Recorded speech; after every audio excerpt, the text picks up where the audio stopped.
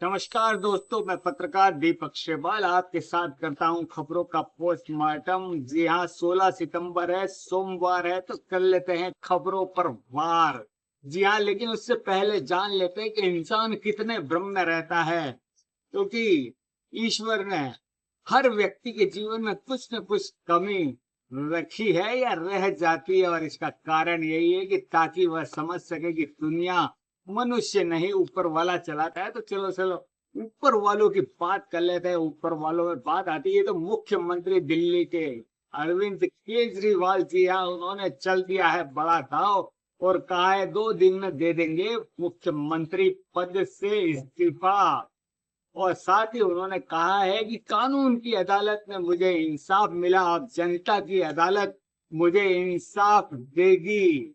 लेकिन याद होगा आपको, जमानत के साथ अदालत ने केजरीवाल पर लगाई थी कई पाबंदियां। इधर उनके गुरु अन्ना हजारे क्या कह रहे हैं, उन्होंने कहा था कि राजनीति में न जाने के लिए पहले ही कहा था। प्रधानमंत्री नरेंद्र मोदी की बात कर लेते हैं तो उन्होंने कहा, वोट और तुष्टीकरण की राजनीति करने वाले दे रहे हैं घुसपैठियों को संरक्षण। झारखंड में बरसते हुए मोदी ने कहा, झारखंड मुक्ति मोर्चा में घुस गया है कांग्रेस का भूत।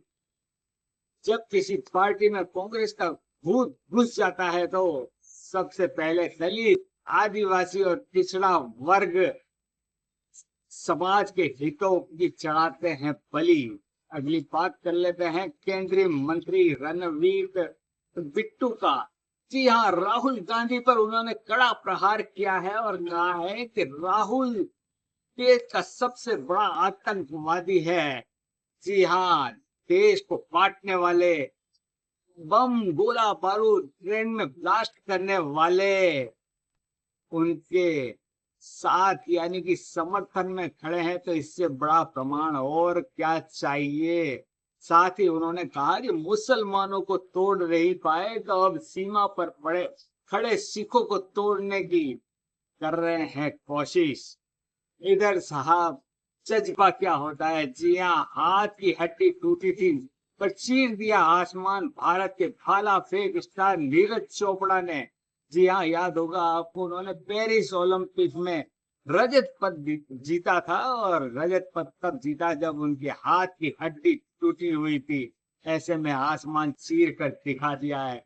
इधर बात कर लेते हैं सेम पित्रोदा की।